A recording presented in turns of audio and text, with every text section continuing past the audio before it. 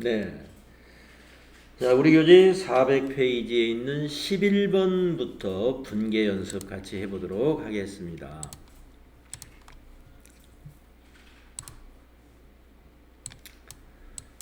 자, 11번 문제 보시면은 당사는 부실기업에 대여한 단기대여금 1,000만 원을 회수 불능 채권으로 모아 전액 대손 처리한다는 것이죠.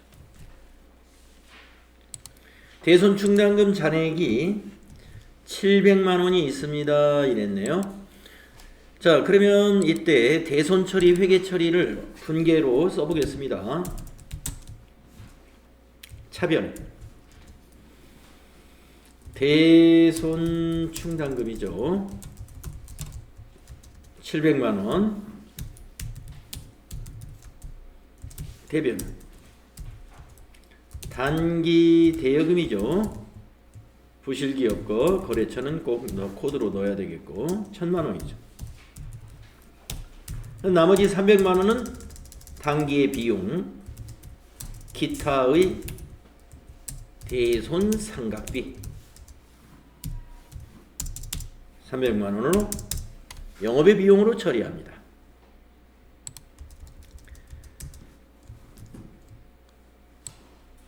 자, 단기 대여금이라는 것은 우리가 이 영업 활동은 아니지 않습니까? 돈을 거래처에, 부실기업이라는 거래처에다가 돈을 빌려준 부분이기 때문에 여기에서 발생한 대손상각비는 판매관리비인 대손상각비로 처리할 수가 없고 기타의 대손상각비라고 하는 영업의 비용으로 회계 처리하는 게 맞습니다. 만약에 여기가 단기대여금이 아니고 외상매출금이었다면은 외상매출금은 매출채권이기 때문에 그냥 대손상각비로 처리하는 거죠. 그러나 단기대여금이기 때문에 대여금이라는 것은 영업활동으로 발생한 채권이 아니에요. 그러므로 기타의 대손상각비로 회계 처리하는 게 맞다. 다음에 12번 문제 볼까요? 12번 어떤 거래냐? 전기에 대손 처리한 개성 상사에 대한 외상매출금 200만 원이 한국은행 보통예금 계좌로 입금이 되었습니다. 단 전기의 회계 처리에는 전기의 회계 처리는 아래와 같았고 부가가치세법상 대손세액 공제는 적용하지 않았습니다. 전기에 지금 이 개성 상사가 전기에 파산이 돼가지고 이렇게 대손 처리를 해버렸네요. 200만 원을. 그런데 이 회사가 올해 1년 후에 우리 회사 보통예금으로 돈을 갚겠다고 입금을 시켰다 이런 얘기입니다. 그러면 우리는 어떻게 해야 돼요? 보통예금 증가해야죠.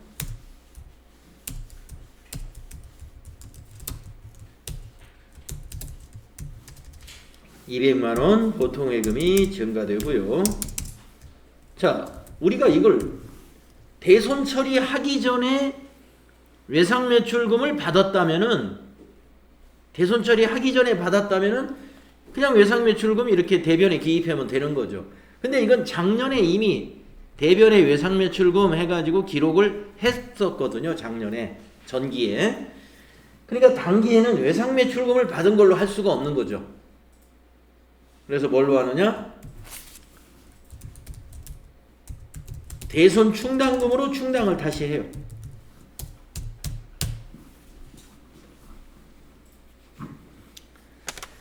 대손 처리한 외상매출금을 회수하게 되면은 다시 대손 충당금으로 충당하면 됩니다. 알고 계셔야 돼요. 전기에 대손 처리를 했는데 거래처가 다시 회생을 해가지고 대손 처리된 돈을 우리가 받게 되었다. 그러면 차변의 자산이 증가하고요. 대변은 외상매출금 받은 걸로 할 수가 없죠. 전기에 이미 대손 처리했기 때문에.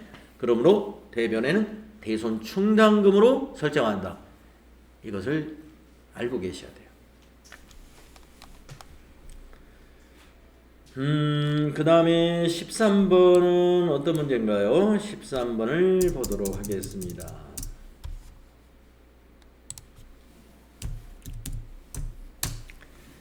전기에 평양 상사의 외상 매출금 440만 원을 부가세 포함해서 회수 불능 채권으로 대손 처리를 했으나 당일 전액 현금으로 회수되었다. 아까 12번과 같은 거 아닌가요? 단 상기 금액은 전년도 제1기 부가가치세 확정 신고 시 대손 요건 충족으로 대손소의 공제를 받은 바가 있다. 네, 요건 12번하고 뭐가 다르냐면은 12번 거는 전부 다 대손 충당금으로 그냥 설정하면 됐습니다. 그런데 13번의 거는 요 40만 원은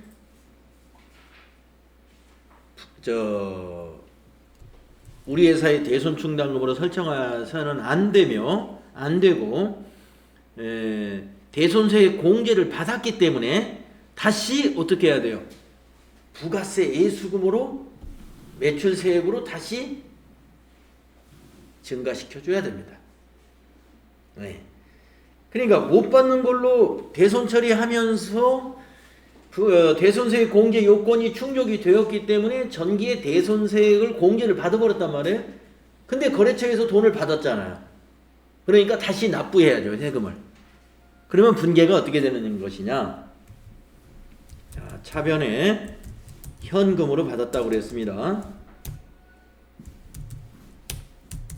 이렇게 되죠?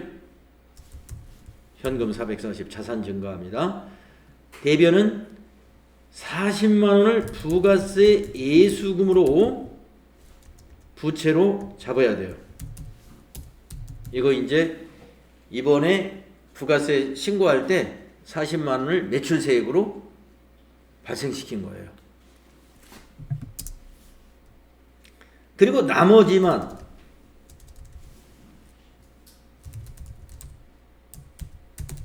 위의 문제와 같이 대손 충당금으로 설정을 하면 됩니다. 나머지만 대손 충당금으로 설정해야 된다.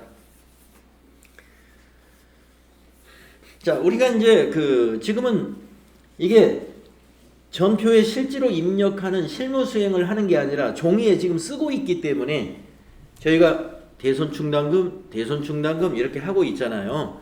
근데 실제로 들어가면 코드가 다 있지 않습니까? 예를 들면 현금이면 뭐 101번 하나밖에 없단 말이에요. 그러니까 현금에서는 뭐 코드가 중요하지 않죠. 왜냐하면 현금 코드가 뭐 101번 말고 다른 게 없으니까.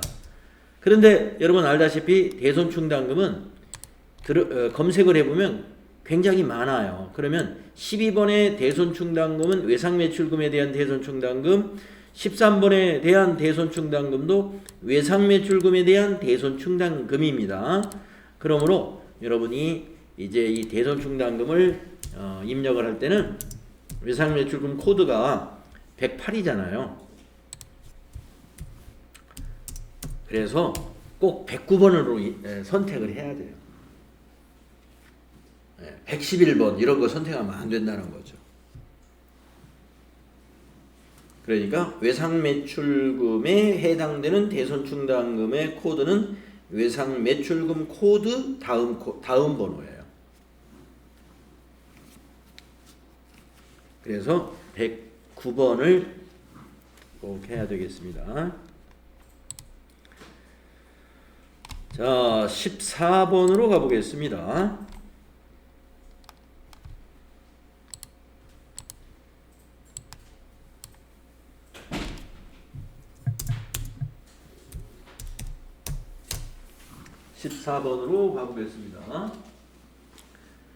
당사는 전기에 3일 상사에게 대여한 단기대여금 500만 원을 회수불능 채권으로 보아 전기말 결산 시 대손 처리하였으나 금일 3일 상사로부터 전액을 현금으로 회수하였다. 단 전기 대손 처리는 모두 대손 충당금과 상계했다. 네, 차변. 뭘로 회수했나요? 현금 500만원 자산 증가됐습니다. 대변 대손 충당금.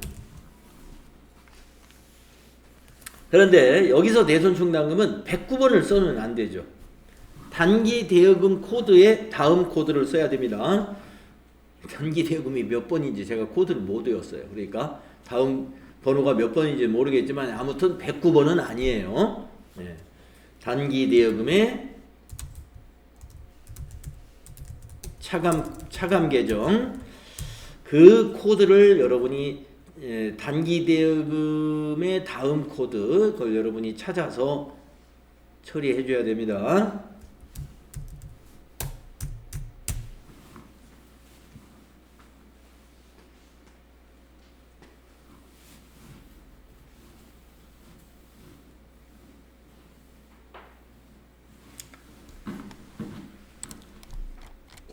다음에 15번 보겠습니다. 당사는 상품으로 교환할 수 있는 상품권 100만원을 경기상사에 판매하고 대금은 현금으로 받았습니다. 자, 우리 회사가 백화점처럼 도소매하는 기업이라고 생각하시고 상품권을 판매했습니다. 자, 15번 대금을 현금으로 받았네요. 현금 100만원. 자, 대변이 뭘까요? 상품을 팔았으면 상품 매출이잖아요. 대변이. 네. 거래처에다 상품을 팔았으면 대변이 상품 매출입니다. 근데 상품을 판 게 아니라 종이 한 장 준 거예요. 상품권. 아직 상품은 건네지 않았어요. 그러니까 지금 현재 수익을 인식하면 안 돼요. 예, 종이 한 장 주고 100만원 받은 거예요, 지금. 그래서 이거는 부채입니다. 그래서 그냥 선수금이라고 해도 되고요. 상품권 선수금을 만들었을 수 있습니다. 코드를.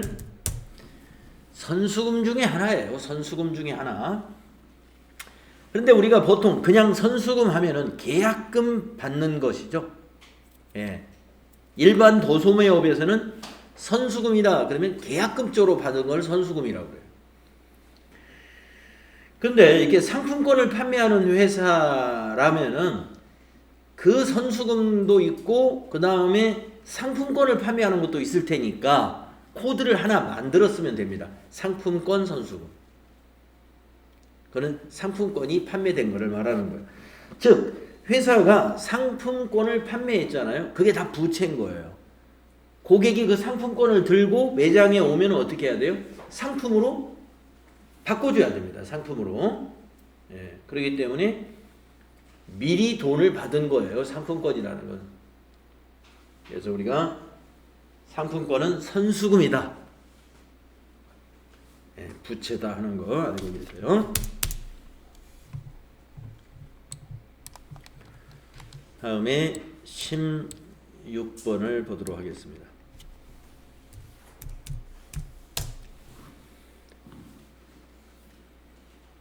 판매부 직원용 기숙사 제공을 위해 원룸 두 채에 대하여 임대차 계약을 맺고 이와 관련한 보증금을 당사 한국은행 보통예금 계좌에서 전액 지급했습니다.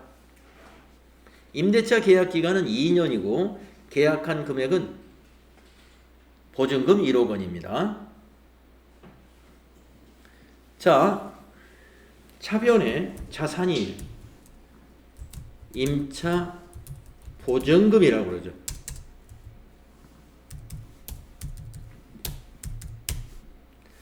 임차 보증금 거래처가 있으면 거래처를 코드로 넣어야 됩니다. 여기 지금 거래처는 없네요. 자, 대변은 보통예금에서 지급했네요.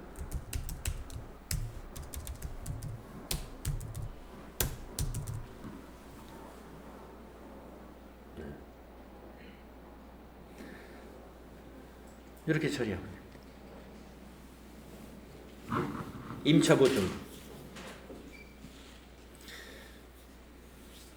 여러분, 임차보증금은 자산이고요. 이 보증금을 받은 회사는 임대보증금이라는 개정 과목으로 부채로 처리하죠. 보증금을 받은 회사는 임대보증금. 보증금을 이렇게 납부한 회사는 만기 때 찾잖아요. 찾아야 되니까 임차보증금.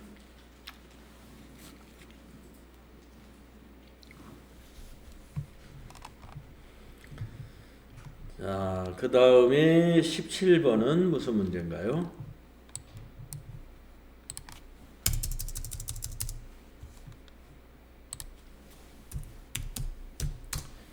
당좌거래 개설보증금. 이것을 현금으로 예치하여 우리은행 당좌거래를 개설했습니다. 이랬어요. 자, 우리가 기숙사로 쓰려고 부동산을 하고서 보증금을 넣은 것은 임차보증금이지만은 당좌거래를 개설하기 위해서 보증금을 걸은 것은 은행에다가 그 돈을 말하자면 보증으로 이렇게 입금시켜 놓은 거예요. 우리가 우리은행하고 당좌거래를 끝낼 때 그걸 찾는 겁니다. 거래를 유지하는 한 그 돈은 묶여있는 돈이거든요. 근데 예금은 예금이에요, 이게. 그래서 이걸 뭐라고 그러냐면, 투자자산으로 분류하는 특정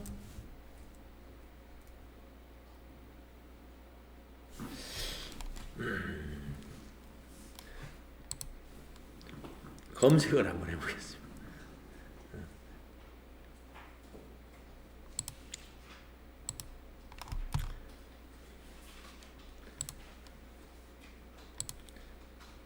까먹었어요.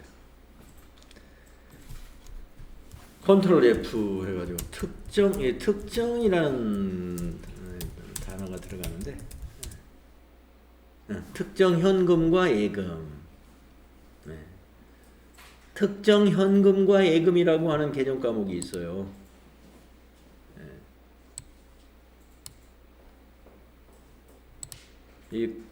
그 코드가 177번이죠.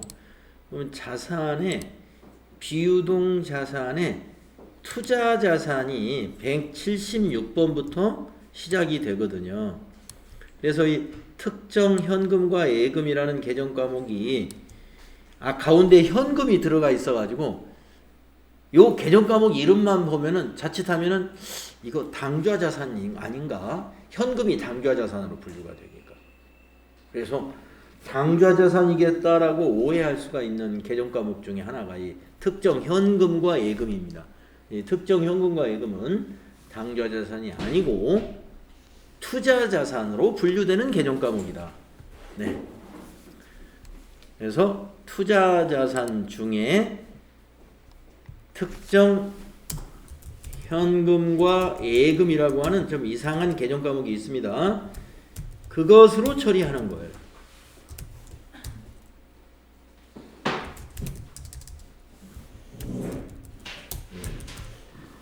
당좌거래 보증금. 당좌거래를 위해서 보증금을 예치했다. 그러면 차변에 특정 현금과 예금, 투자자산으로 처리한다. 기억하시면 되겠습니다.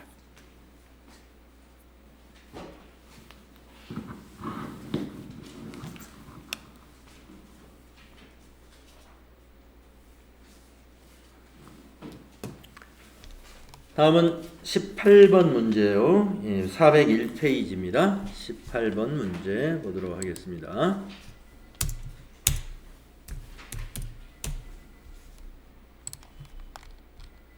제조 설비를 취득하는 조건으로 상환 의무가 없는 정부 보조금 3천만 원을 한국은행 보통예금으로 수령했습니다. 이거예요. 자, 설비를 취득하기 위해서 정부 보조금을 받았다는 거예요. 환경 개선을 위해서도 정부 보조금을 받을 수도 있고요. 또 탄소 배출을 줄이기 위해서 그것도 뭐 환경적인 거죠. 네, 우리가 이제 신재생 에너지 이런 얘기 들어보셨죠? 그래서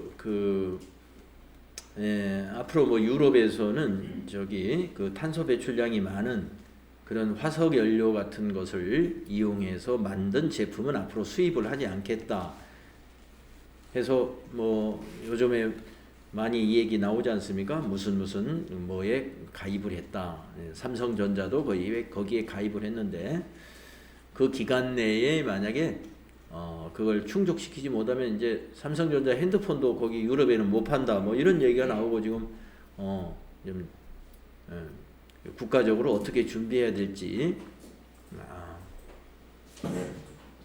아마 여러분들 토론을 들어서 많이 들으셨을 거예요. 알리백? 예, 알리백이라고 하는 그런 조약이 있죠. 자, 그래서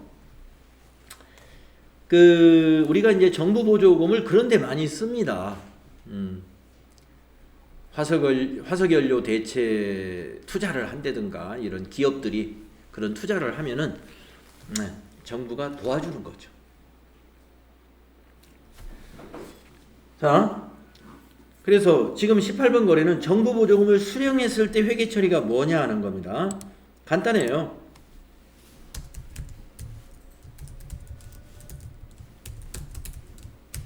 보통예금으로 수령했죠.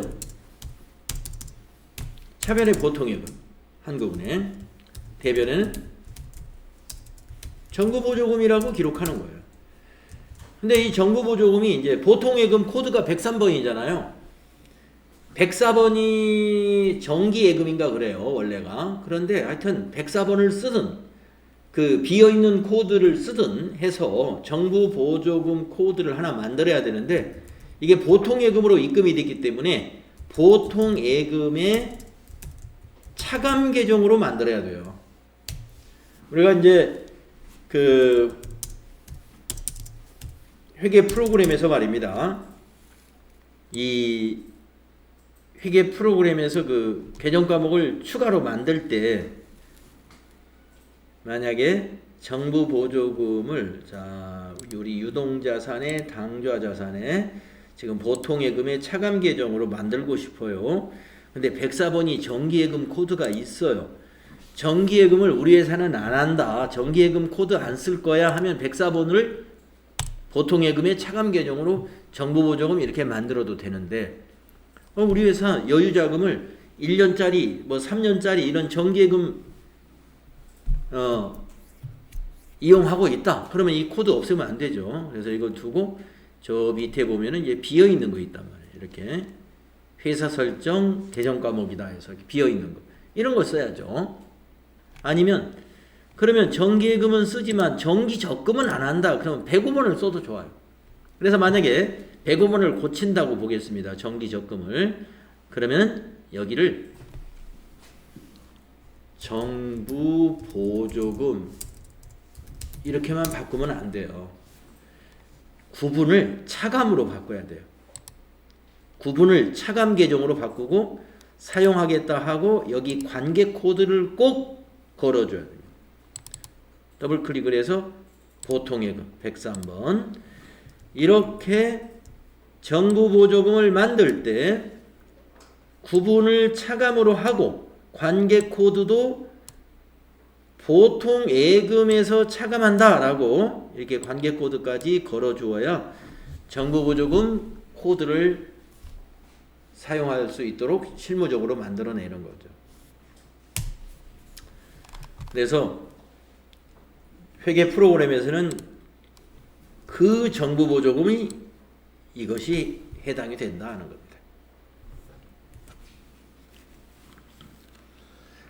자, 정부 보조금 수령했다라는 회계 처리는 이와 같이 하시면 됩니다. 그 다음에 두 번째. 그러면 19번으로 연결되는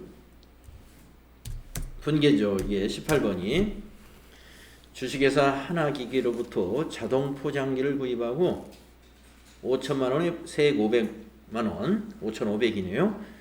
대금은 기수령한 정부보조금 3천만 원을 포함해서 한국은행 보통예금 계좌에서 이체하여 지급했다.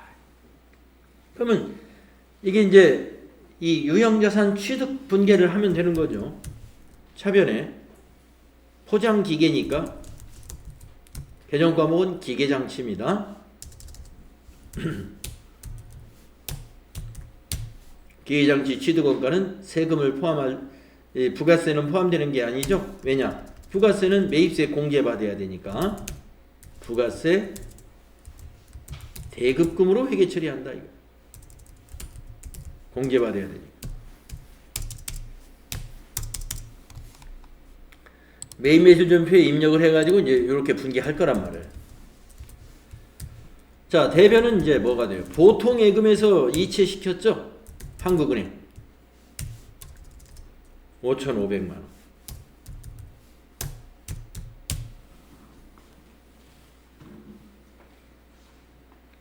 이렇게 일단은 메인 이제 세금 계산서 있을 테니까 일단은 이렇게 위와 같이 매입 매출 전표에 입력을 하고 그 다음에 일반 전표에다가 또 한 번 분계를 해줘야 됩니다. 차변에 여기 있는 보통예금 차감 계정인 정부보조금 요것이 차변에 와서 없어져야죠. 그 돈을 써버렸으니까 차감 계정 없어져야 되죠. 대신에 대변에 다시 정부보조금을 또 하나 만들어요.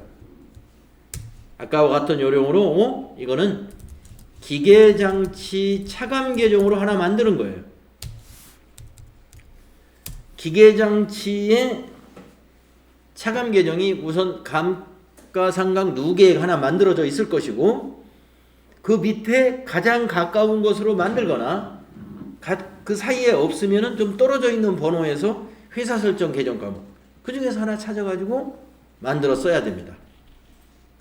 기계장치 차감 계정으로. 왜냐하면 지금 정부보조금이 어디에 들어가 있어요? 우리 회사 기계장치 속에 들어가 있어요. 그래서 이와 같이 회계 처리한다 이거예요.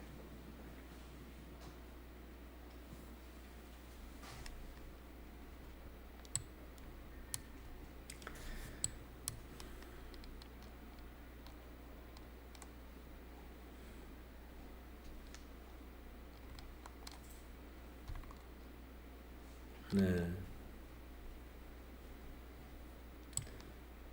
자, 18번, 19번 정부보조금에 관한 분계 문제인데요.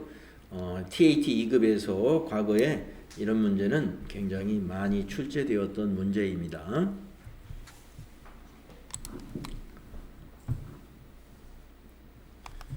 다음에 20번을 한번 볼까요? 3월 31일 현재 부가세 대급금과 부가세 예수금을 상계 회계 처리하시오. 납부할 세액은 미지급 세금으로 처리하시오. 부가세 예수금은 이렇게 되고 부가세 대급금은 이렇게 됩니다. 네, 이거 부가세 정리분계 우리 많이 해봤었지 않습니까? FAT 1급 시험 준비하면서 많이 연습했던 거죠.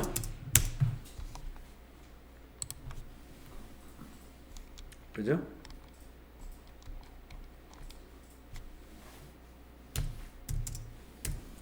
차변에 부가세 예수금이 차변에 오죠. 부채감소 4,690만원 그리고 대변이 부가세 대급금이 자산감소로 가죠. 부가세 대급금 910만원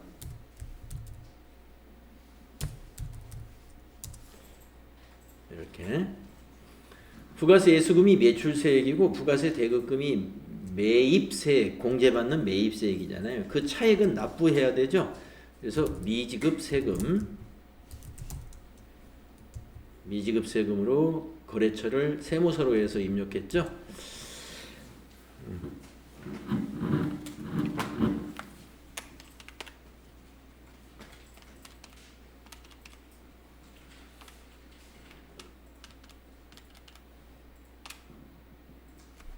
네, 그러면 이제 3,680만 원이네요.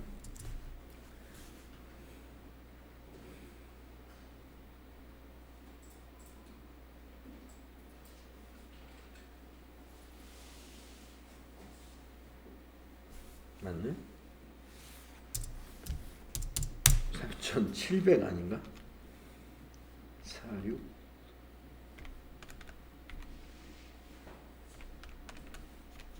그렇지 3,780이지. 네, 이렇게 정리하지 않습니까? 네.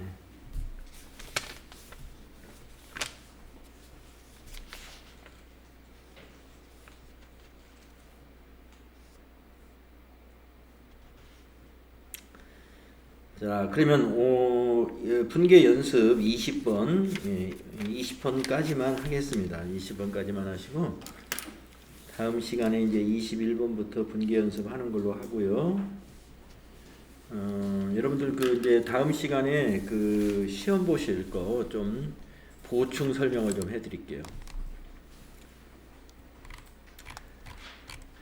힌트는 여러분들한테 카톡으로 그날 수업 시간에 다 말씀을 드렸었는데, 자, 첫 번째 문제 이제 여러분이 문제 받으시면 이렇게 나와요.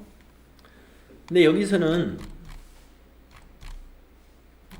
첫 번째 문제가 이거거든요. 이거 수강생 이름으로 신규 회사 등록하세요 그랬는데 회사 등록은 안 해도 됩니다. 예. 회사 등록은 뭐 해서 해도 되는데 안 해도 상관없어요. 뒤에 회사 등록을 꼭 해야 되는 게 하나 있어요.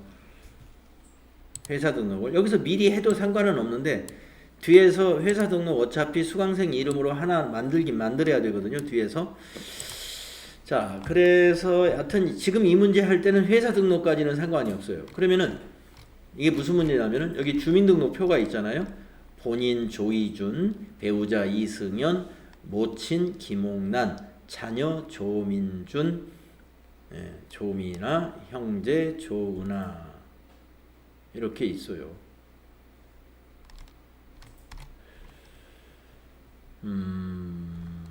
그러면서 조이준의 주민등록표에서 배우자 및 부양가족은 뭐 생계를 같이 한다. 이승연의 일용근로소득이 있다. 이승연이 누구예요? 배우자네요. 일용근로소득이 있다. 김옥란 어머니죠. 은행예금 이자 소득이 200만 원이 있다. 모친 이런 거죠. 자녀는 모두 수입이 없다. 조은아는 청각장애인이며 사업소득액 1,500만 원이 있다. 세부담을 최소화하는 방법을 선택하여 입력한다.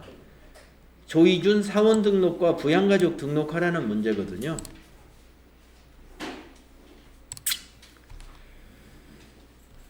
그래서 이제 답을 등록해가지고 인쇄가 아니고 답을 여기다 쓰라고 했어요. 답을 여기다 쓰라고요. 그럼 이게 몇 사람이냐면 하나, 둘, 셋, 넷, 다섯, 6명이거든요. 여러분이 여기다 쓰시면 돼요. 쓰시는데 연말정산 관계, 또 기본공제 여부, 그러면 이거는 이제 뭐 동그라미 들어가는 거잖아요, 여러분. 근데 이거를 입력을 안 해보고 여기다 답을 쓰려면은 힘들어요, 여러분이. 그래서 회사는 만들지 않더라도 여러분이 시작해가지고 어떤 회사로인가는 로그인을 해서 지금 우리가 그동안 하고 있었던 3일전자로 해도 상관없고요. 인사급여에 가서 사원 등록 눌러가지고 요 밑에다가 한 사람을 그냥 등록하는 거예요, 사원을. 그러니까 회사까지는 안 만들어도 되고 사원 등록을 여기다 직접 이렇게 해보면서 여기다 입력하고서 입력해보고 거기다 답을 옮겨 적는 게 이 문제는 좋습니다. 입력 안 해보고 직접 쓰는 게 더 어렵기 때문에. 네, 그래서 첫 번째 문제는 회사 등록은 필요 없다. 삼일전자 뭐 어떤 회사도 상관없어요. 해가지고 거기서 사원 등록과 부양가족 등록을 하시고 나서 그 부양가족 등록한 화면을 여기다가 여러분이 옮겨 적으시면 된다 이거죠. 6명 거. 그 화면을 그대로 보고 옮겨 기록하시면 돼요. 아시겠죠? 어떻게 해야 되는지. 네. 맨 첫 번째 문제 그렇게 하시고. 그래서 이건 채점을 어떻게 할 거냐면요. 6명이기 때문에 간단해요. 한 명당 5점씩 해서 이게 30점짜리예요. 한 명 맞았으면 그냥 5점 주는 거예요. 자, 그 다음에 문제는 제가 이런 식으로 문제를 냈으니까요. 이것도 수당 등록을 할 필요가 없습니다. 수당 공제 요건, 요 내용을 읽어보시고 여기다가 여러분이 과세면 과세, 비과세면 비과세 이렇게 쓰시는 거예요. 여기 수당별로 과세와 비과세 해당란에 기입하시오. 여기다가 과세다, 비과세다 이걸 쓰시는 겁니다. 이것만 읽어보시면 돼. 이거 자가운전 보조금의 내용이 이런 거다. 여러분 자가운전 보조금에도 과세가 될 수도 있고 비과세가 될 수도 있다는 거 아시잖아요. 식대도 그렇죠. 비과세가 될 수도 있지만 또 어떻게 되면 과세가 되는 수도 있죠. 그래서 이 내용을 읽어보시고 비과세인지 과세인지 여기다가 이렇게 4개를 다 쓰시면 됩니다.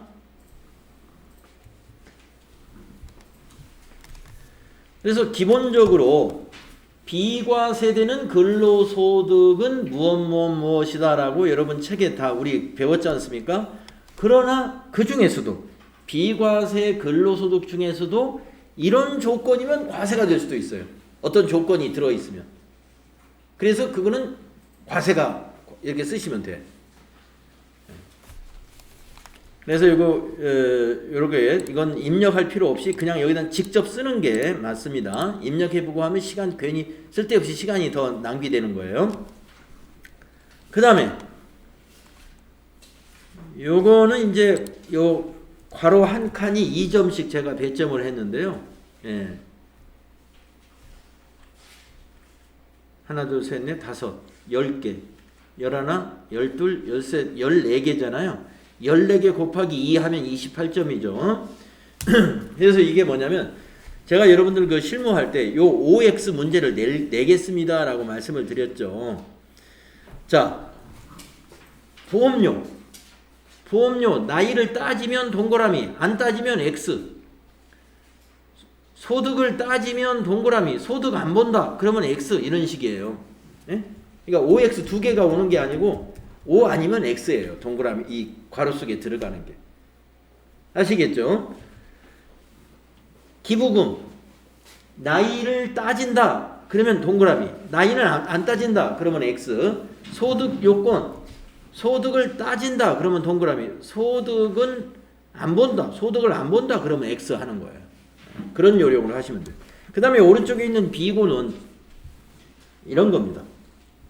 기부금 중에서 어떤 기부금은 본인만 적용돼요. 본인만. 기부금이 뭐 여러 가지 기부금이 있잖아요. 교회에 하는 기부금도 있고 법정 기부금도 있고 무슨 기부금도 있고 한데 기부금 중에서 무엇은 이 괄호가 무엇은이에요. 무엇은 본인만. 교육비에 대해서 무엇은 공제가 안 돼요. 교육비에서 여러분 교육비 세액공제 우리 정리할 때 자녀도 되고 배우자도 되고 본인 것도 되는데 누구 거는 입력하면 안 된다. 그런 거. 신용카드는 또 누가 사용한 건 입력하면 안 돼요. 괄호 속에 누가 사용한 거 입력하면 안 된다. 주택자금 누구 명의 것만 공제가 돼요. 이런 식으로 그 네모 속을 이렇게 채워주시는 거예요. 그 다음에 문제 4번, 5번은 그냥 단답형입니다. 내용 읽어보시면 그대로 이 네모에 뭐를 넣어야 말이 되는지 단답형이고요.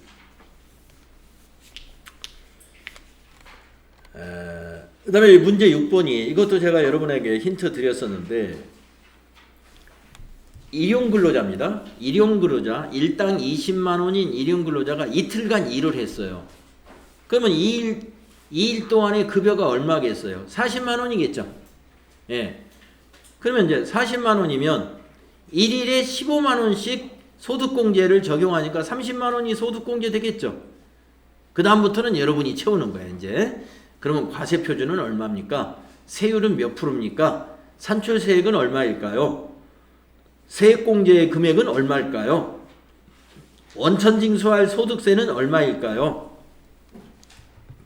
세액공제한 거 빼면 원천징수할 소득세죠. 그 다음에 지방소득세는 얼마일까요? 지방소득세는 소득세의 10%다. 여기 옆에 있는 힌트 다 보시고 계산하시면 다 맞출 수 있습니다. 이런 거예요. 그 다음에 문제 7번은 기본공제하고 추가공제 합계가 얼마인가요? 기만공시 부양가족은 이렇게 됩니다. 하면 여러분 우리 인적공제 배웠잖아요. 기본공제 대상자가 몇 명인가 세서 한 사람당 150만 원 계산해서 일단 구하고 그 다음에 기본공제 대상자 중에서 추가공제 대상되는 사람이 누구누구인가.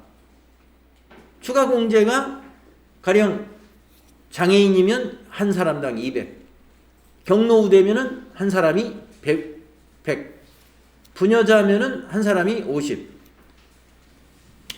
혹시 한부모면은 그 사람이 100만 원. 뭐 이런 식으로 추가공제 여러분 알잖아요. 근데 추가공제를 따질 때는 꼭 기본공제 대상자 중에서 추가공제자가 있어야 적용해 주는 거예요. 그래서 기본공제하고 추가공제를 다 계산해 가지고 합계금액을 여기다 적어야 됩니다. 부양가족 현황은 이렇게 돼요. 그리고 이 기본공제 따질 때 본인을 빼먹으면 안 돼요. 본인은 한 명 무조건 들어가는 거예요. 요건 이제 사지선다용. 여기 보시고 이제 틀린 거 찾으시면 되고.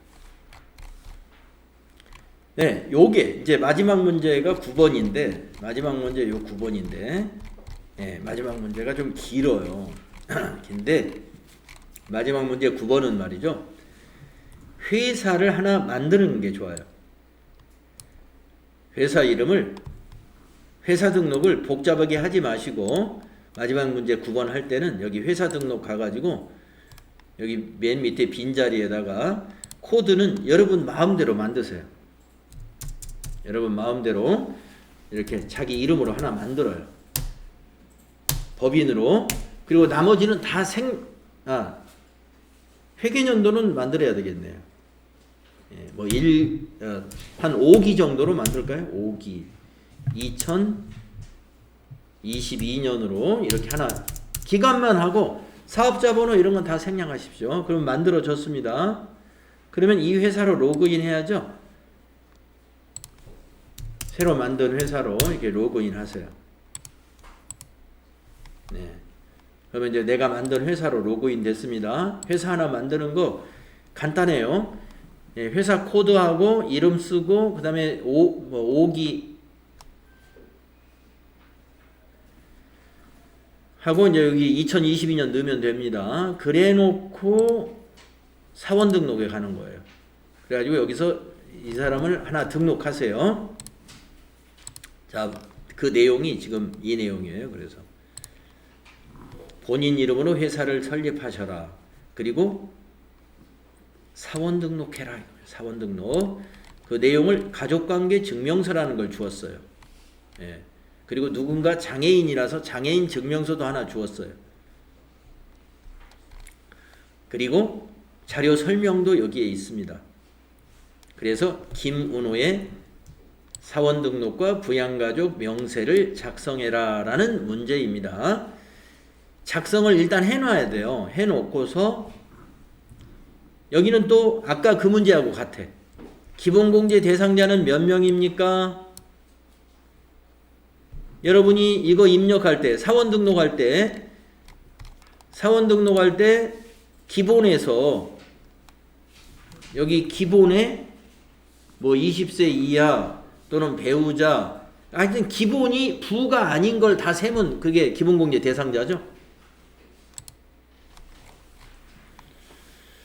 그래가지고 인적공제 금액은 얼마입니까? 기본공제. 이 기본공제 금액은 기본공제 대상자에다가 곱하기 150만 원 하면 돼요.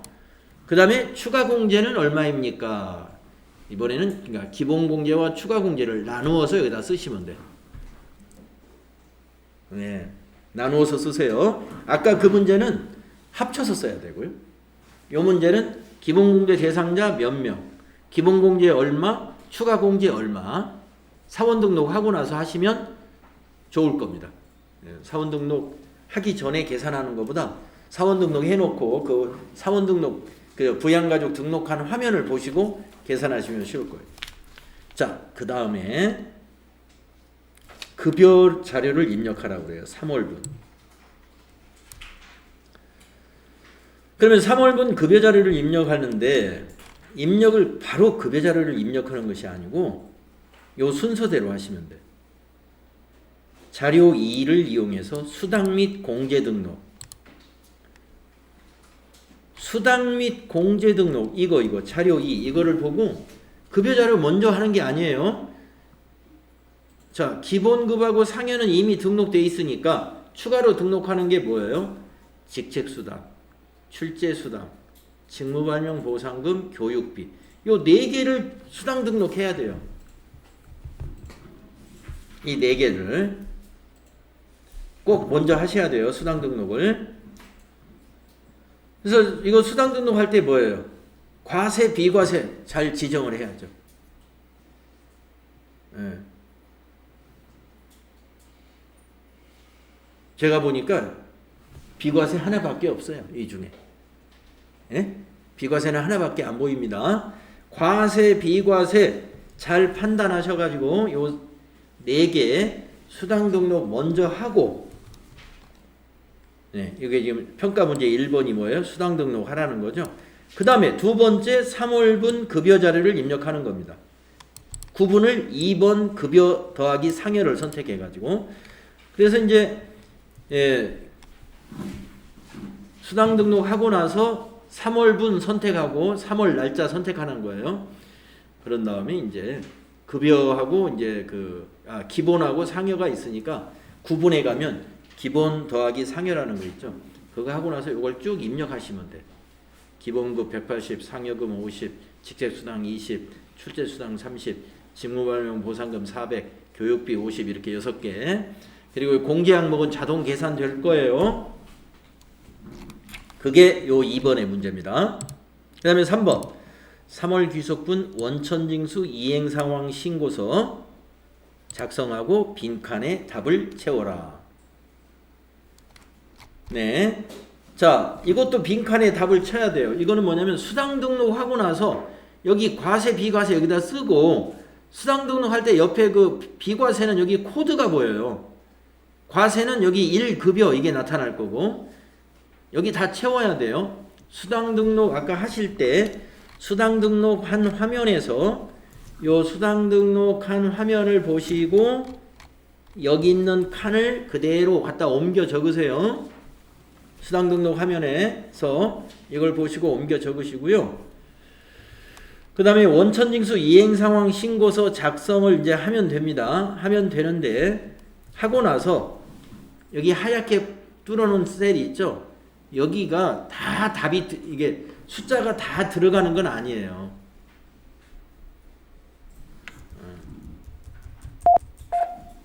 그러니까 지금 칸이 이렇게 하나, 둘, 셋, 넷, 다섯, 여섯, 일곱, 여덟, 아홉, 열, 11칸이라고 해서 이 11칸을 다 기록해야 되는 게 아니고 여기에 채워져 있는 숫자만 쓰시면 돼요. 예, 비어있는 건 쓸 필요 없어요. 여러분이 이 사원의 급여 자료를 입력하고 나서 원천징수 3월분 원천징수 이행상황 신고서를 작성했을 때 여기에 값이 있는 셀에 있는 숫자만 갖다 기입하시면 돼요. 와, 여기가 왜 비어있지? 이런 고민을 하는 게 아니다 이겁니다. 비어있는 자리는 그대로 비워놓으시는 거예요. 값이 있는 것만 쓰신다. 네, 고민할까봐 제가 말씀드리는 거예요. 그 다음에 여기 전월 미환급 금이라고 여기 12번에 있는데, 제가 아까 문제에서 뭐가 있냐면은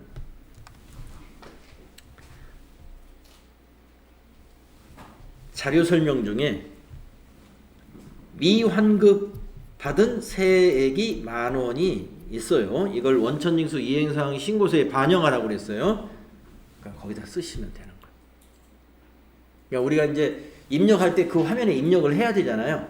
그러니까 여러분이 알아서 거기다가 찾아서 입력을 기록을 하시면 된다 이겁니다. 네, 끝. 네, 그래서 다시 한번 제가 여러분에게 좀 설명을 해드렸습니다. 문제 받으시고 아이고 그냥 문제가 복잡해 보여가지고 황당해 하실까봐 쭉 설명해드렸으니까 다음 시간에 그렇게 해서 평가를 하도록 하겠습니다. 10분만 쉬겠습니다.